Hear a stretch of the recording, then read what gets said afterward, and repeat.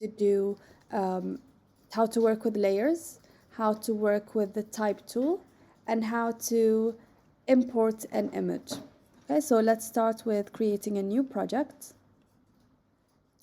And I'm going to make the size 1920 by 1080. Create. Okay, so I have this page ready.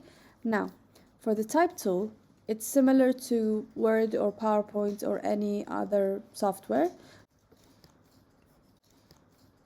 I could choose different fonts. Okay, so I have this font, and I could also choose the weight of this font. So I'm gonna go with media, and I'm gonna change the size, and I could also change the color of this font. So let's go with pink. Okay, could also change the opacity of the font. And I could also, if it's a paragraph, I could change the alignment of this paragraph. Now, there is an option in which I could add filters to this font, whether it's a drop shadow, blur, glow effect. Let's experiment with drop shadow. Could just make the distance slightly high, further away, and maybe make it into a gray. Now, if I click, I have a font that has a drop shadow.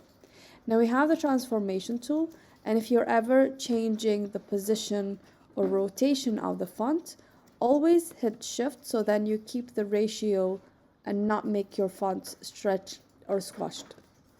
Okay, if I wanted to duplicate the font, you could either click Command copy and paste, Command C and Command V to copy and paste, or you can click and then hit Option key and then it would be duplicated.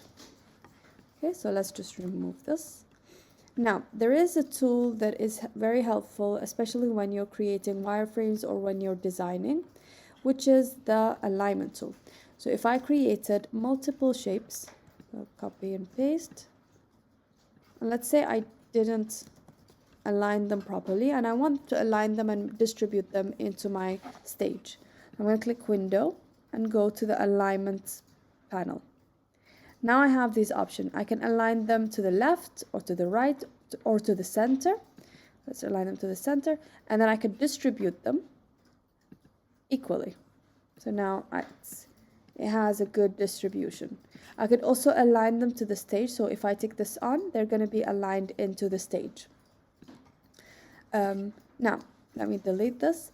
If I wanted to import my sketch, I could drag this window slightly to the side and then click and drag my image.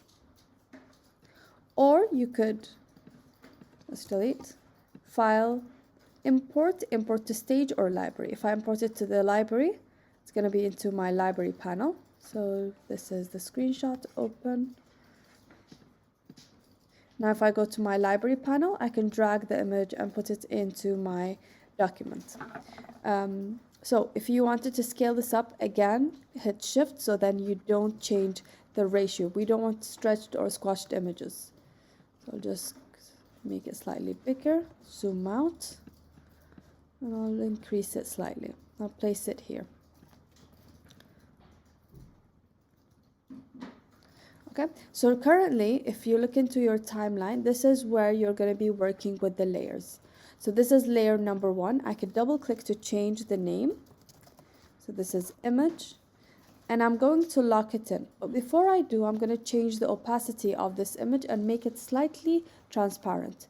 So when I click on it and go to the properties, under the properties, I click frame. Now I could change and add effects to this image. So if I click none and go to alpha, I could like make it transparent slightly. So this is going to be easier for me to trace this image. Okay, once you're happy, lock it in so then you don't accidentally touch it or overlap or even work on this layer. And then I'm going to add a new layer. And this is my wireframe. Okay, so now I could start adding my shapes to match this design. Just make it, let's say, gray. Okay, I'm going to add more squares.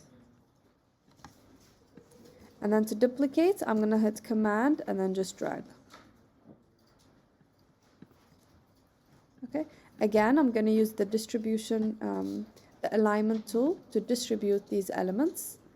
So align, and then I'm going to distribute them. Oops.